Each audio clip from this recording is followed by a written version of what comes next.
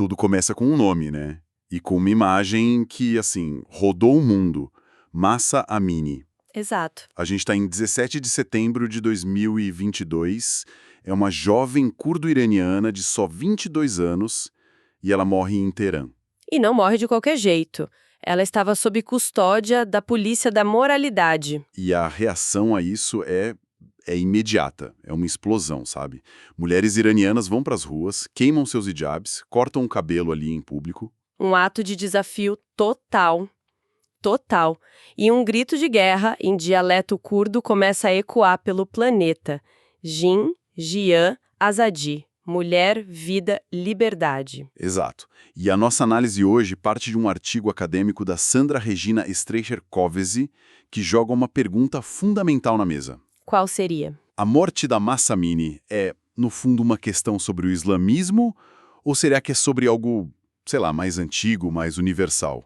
Tipo, o patriarcado. Uma ótima pergunta. Então, o nosso objetivo aqui é mergulhar nisso, tentar entender como esse estopim lá no Irã se conecta com uma luta feminina que é muito mais ampla, que não tem fronteira e que chega, inclusive, aqui pra gente no Ocidente. E é fascinante começar por esse grito Jin, Jian, Jadi, porque, como o artigo aponta, ele não surgiu do nada em 2022. Ele já existia. Sim, ele carrega uma história muito pesada. É uma homenagem direta a 3 ativistas curdas, a Sakine Kansis, Fidan Dogan e Aleima Sailemes. O que aconteceu com elas? Elas foram brutalmente assassinadas em Paris em 2012. Então isso já mostra de cara, né? Que a gente está falando de uma luta de longa data. Uma resistência contínua. Exatamente. E isso reforça a tese central da nossa fonte. A discussão vai muito, mas muito além de uma peça de roupa. Como a autora coloca, a questão não é o hijab. A questão é o que, então? É o controle, a opressão do Estado sobre os corpos e as vidas das mulheres. Faz todo sentido. E essa ideia de ser um movimento contínuo, o artigo até traça uma linha do tempo dessa resistência, né? Traça, sim. Mostra que não foi algo que surgiu do nada, que já existia um acúmulo. A autora menciona, por exemplo, que já em 2012 um grupo de estudantes iranianas criou uma campanha no Facebook. O slogan era: escolher o hijab é um direito da mulher iraniana. Olha a palavra aí, escolher. Exatamente, a escolha. Esse sempre foi o ponto central. 2 anos depois, em 2014, a ativista Masih Alinejad lançou outra campanha, a liberdade furtiva das mulheres iranianas. Como funcionava essa? Ela incentivava mulheres a postarem fotos sem o véu em lugares públicos, mas de forma meio escondida, sabe? Furtiva. Ah, entendi. E aí veio o ato que muitos consideram o precursor direto dos protestos de 2022. Foi em 2017. Uma mulher chamada Vida Movahed. O que ela fez?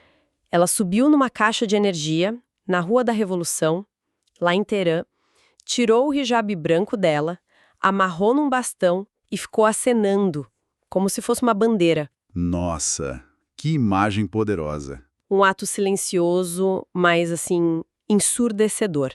E dali nasceu o movimento As Garotas da Rua da Revolução. É muito forte. E toda essa história de resistência me faz pensar na complexidade do véu como símbolo. Porque a gente aqui no Ocidente tem uma visão muito única, né? Monolítica. Isso, véu é igual a opressão. E ponto. Mas o artigo mostra que a história é bem mais complexa. Muito mais. A fonte nos lembra que o véu nem sempre foi um símbolo puramente religioso, e muito menos de opressão. Não? Não. Ela cita uma pesquisa do livro Women and Gender in Islam, que mostra que o véu, muito antes do islamismo, era um adorno que indicava status social no Império Sassânida. Status? Tipo riqueza? Exato. E não só lá. Em sociedades tão diferentes como a grega, a romana, a judaica, a assíria, o véu era um marcador de classe. As mulheres da elite usavam para se diferenciar. O primeiro registro que se tem do véu é uma tábua assíria do século 13 a.C. e já falava disso. Peraí, então. O véu era originalmente quase como um item de luxo. Um marcador de classe social antes mesmo do Islã. Basicamente assim. Cara, isso muda completamente a percepção de que é uma invenção puramente religiosa para oprimir. Essa ideia de escolha versus imposição parece ser o verdadeiro divisor de águas aqui. Precisamente. É o ponto nevrálgico de toda a discussão. O artigo faz uma comparação muito boa usando a Turquia. Certo. Hijab por vontade própria. É uma expressão da identidade delas, da fé. É uma escolha. E é respeitada. É respeitada. Agora, compara isso com o Irã depois da Revolução de 79 ou o Afeganistão do Talibã. Nesses lugares, a religião se confunde com a lei. A vestimenta se torna compulsória. Uma obrigação legal. Exato. E aí, segundo a autora, que ela se transforma no que ela chama de arma de segregação e culpabilidade. O corpo da mulher vira território de controle do Estado. O que reforça que a lógica é de controle estatal sobre o corpo do cidadão. A grande diferença é que, sobre o corpo feminino, esse controle é historicamente muito mais severo, invasivo e violento. E, claro, existe uma diversidade enorme de véus, não é uma coisa só. É bom esclarecer isso porque às vezes a gente ouve véu islâmico como se fosse uma única vestimenta. E não é.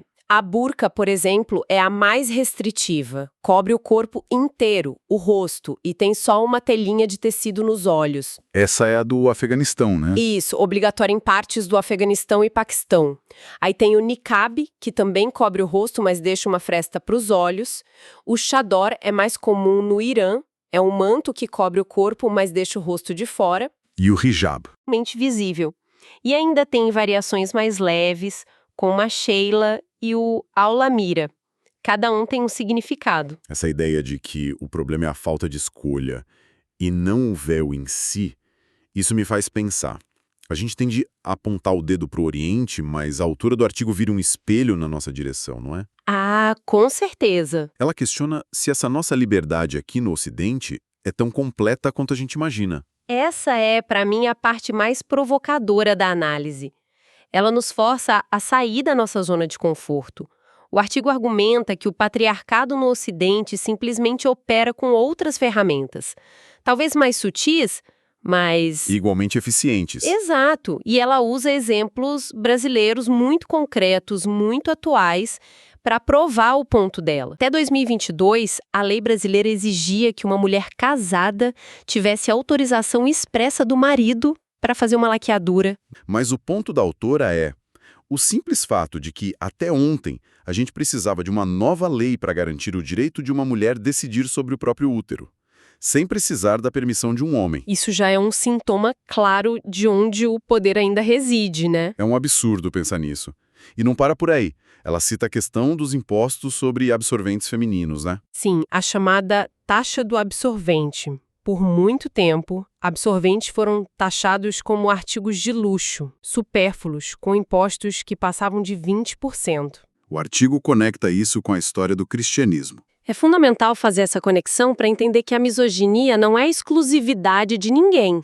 A autora nos lembra da Santa Inquisição, a partir do século XIII, um dos períodos mais sombrios da história cristã. E ela destaca um manual específico, né? Sim, um livro de 1484, chamado Maleus Maleficarum, que em latim significa o martelo das feiticeiras. Que nome! E era literalmente isso, um guia de como identificar, perseguir, torturar e matar mulheres acusando-as de bruxaria. A base de tudo era um discurso que pintava a mulher como um ser perverso, lascivo, a porta de entrada para o demônio. E o mais irônico de tudo, que o artigo faz questão de apontar, é que o próprio véu, que é o símbolo central de toda essa discussão, também tem raízes profundas aqui no cristianismo. Sem dúvida. É a ironia suprema. O véu foi, e ainda é, uma peça central no cristianismo para simbolizar pureza, castidade. É só pensar na imagem da Virgem Maria, sempre com véu. E as freiras? As freiras até hoje usam um hábito que é basicamente túnica, touca e véu. A autora faz essa analogia direta, mostrando que a estrutura da vestimenta é muito parecida. Mas qual é a grande diferença, então? A grande diferença, ela aponta, é que no cristianismo moderno, virar freira e usar o hábito É, em teoria, uma escolha. E aí a gente volta de novo para a palavra-chave de toda essa história, A escolha? a escolha. O que nos traz de volta para Mahsa Amini e para a onda de solidariedade global que a morte dela gerou. A gente viu atrizes de Hollywood cortando cabelo, líderes europeus fazendo discursos, mas a autora do artigo nos faz uma pergunta bem incômoda, né, Evelyn? Muito. Será que o Ocidente entendeu de verdade pelo que as mulheres iranianas estão lutando? A luta é pelo direito de escolher ou foi simplificada por nós como uma luta apenas contra o hijab? E a análise dessa resposta ocidental fica fascinante quando a gente usa o que o artigo chama de lente decolonial. O que seria isso? É olhar para a situação tentando se livrar daquela visão tradicional europeia que julga outras culturas com base nos seus próprios valores, como se fossem universais. E sobre essa lente, a autora argumenta que a visão eurocêntrica cai numa armadilha. Que armadilha. Ela estereotipa a mulher de hijab como alguém inerentemente submissa. Essa visão não consegue conceber que uma mulher possa escolher usar o véu. Então ela simplesmente condena o símbolo em si. E a maior prova dessa visão distorcida segundo a fonte é o paradoxo bizarro das leis da burca que existem na própria Europa. É o exemplo mais flagrante. A França, em 2011, foi o primeiro país europeu a proibir o uso de qualquer roupa que cubra o rosto em público. A lei mirava claramente o niqab e a burca. E outros países seguiram. No mesmo ano, a Bélgica. Depois vieram Áustria, Dinamarca, Holanda, todas com leis parecidas, com multas pesadas e até um risco de prisão para as mulheres que descumprirem. É uma ironia cruel no fim das contas. De um lado do mundo, no Irã, o Estado te obriga a usar o véu. Do outro, na França, o Estado te obriga a tirar. Exatamente. A mulher e o corpo dela viram a um campo de batalha político. E a decisão dela parece ser a única que não importa em nenhum dos cenários. Em ambos os casos, o poder de escolha da mulher é anulado em nome de um suposto valor maior, seja a moral religiosa ou a segurança do Estado. A fonte classifica essa proibição europeia como um reflexo claro de islamofobia. Que usa a libertação como desculpa. Exato. Usa a bandeira da libertação para, na verdade, impor mais um controle. E isso nos leva a um outro ponto delicado que o texto aborda. O tal ativismo de sofá. Isso. A autora faz uma crítica a um certo tipo de ativismo de redes sociais que, embora seja importante para dar visibilidade, corre um risco enorme de esvaziar a causa. Como assim? Quando uma atriz famosa corta o cabelo em solidariedade, o gesto é poderoso. Mas se não vier acompanhado de uma compreensão das complexidades políticas e religiosas do Irã, ele pode se tornar só um gesto performático. Com apoio superficial. Um apoio superficial que simplifica a luta delas a eles são bárbaros, nós somos civilizados, o que não ajuda em nada. A luta delas é por autonomia, não para se tornarem iguais às mulheres ocidentais. Então, depois de toda essa análise, o que tudo isso significa? Voltando à pergunta inicial, a morte de Mahsa Amini está ligada ao islamismo ou ao patriarcado? A conclusão do artigo é bem direta. E qual é? O que a fonte demonstra é que o patriarcado é o sistema, é a estrutura. E ele usa ferramentas diferentes dependendo do lugar. No Oriente, ele pode se manifestar de forma explícita, através de dogmas religiosos. Transformados em lei. E isso, no Ocidente, ele se manifesta de formas mais veladas, através da economia, da cultura, de padrões sociais. Mas o objetivo final é o mesmo: controlar as mulheres. Controlar o corpo, a sexualidade e a liberdade das mulheres. Portanto, a luta não é contra o Islã ou contra o cristianismo. É contra um sistema de opressão misógino que se apropria da religião para se perpetuar. E a mensagem final, então, é que a verdadeira liberdade está na escolha. Simples assim. O direito de escolher usar um hijab, uma minissaia, ter cabelo comprido ou raspado. A roupa não deveria qualificar ninguém, né? Exato. A roupa ou a falta dela não deveria definir o valor de uma mulher. A luta é pelo direito de ser, sem imposições. Exatamente. E o artigo nos deixa com uma reflexão final, um pensamento provocador. A autora expressa uma preocupação muito grande com uma onda política que a gente vê crescer em vários lugares, inclusive no Brasil. Essa onda que mistura religião e poder? Isso, e que resgata discursos abertamente misóginos. E a partir daí ela nos deixa com uma pergunta que ecoa muito além do Irão. E que pergunta é essa? A questão é: se a combinação de poder político e religiões monoteístas é um catalisador histórico para a opressão patriarcal, o que impede que novos levantes feministas, como o do Irã, eclodam em outras partes do mundo, inclusive aqui mesmo, no Ocidente?